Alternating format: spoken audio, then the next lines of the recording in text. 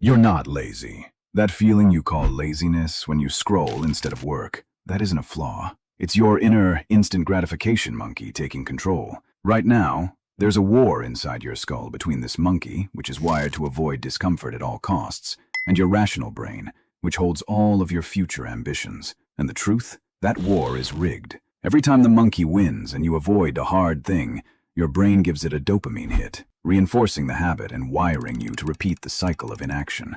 For most people, this gap between intention and action becomes a life sentence of mediocrity, but not for you, not after this video. Because the solution isn't to fight the monkey with willpower, it's to outsmart it, and I'm giving you the 3-step framework to do it. Let's start. Step 1. Stop punishing the monkey. Your first instinct is self-criticism. You think yelling at the monkey will make it behave, but research shows the opposite is true. Self-criticism creates fear and anxiety, which only makes the monkey want to escape even more, fueling a vicious cycle of procrastination. Instead, the smarter motivator is self-compassion. This is not about being soft, it's about being strategic. Dr. Kristin Neff's research shows that forgiving yourself for procrastinating actually reduces future procrastination.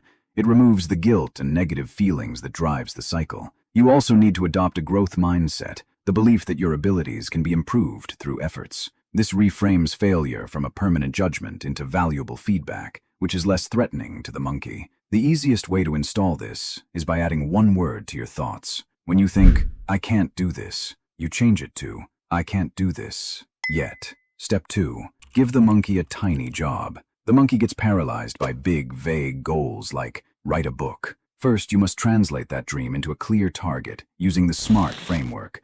Make it specific, measurable, achievable, relevant, and time-bound. This gives your rational brain a clear destination. Then, to kill the feeling of overwhelm, you give the monkey a job so small it can't refuse. You do this with the 2-minute rule. When you start a new habit, it must take less than 2 minutes to do. Run for 30 minutes becomes put on your running shoes and step outside. Step 3. Build a better cage. The monkey is a master of distraction because our modern world is its playground. So you have to build a system that makes good habits the path of least resistance. This means designing your environment to reduce friction for good habits and increase it for bad ones. If your phone distracts you, put it in another room. If you want to work out, lay out your gym clothes the night before. It also means engineering your habits. Another powerful technique is temptation bundling.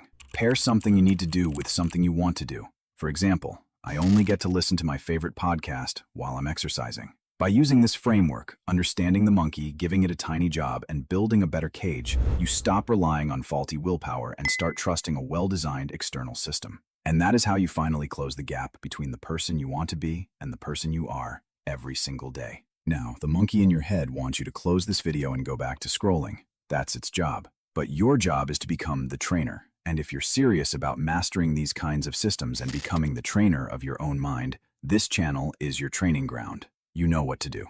Commit to the process.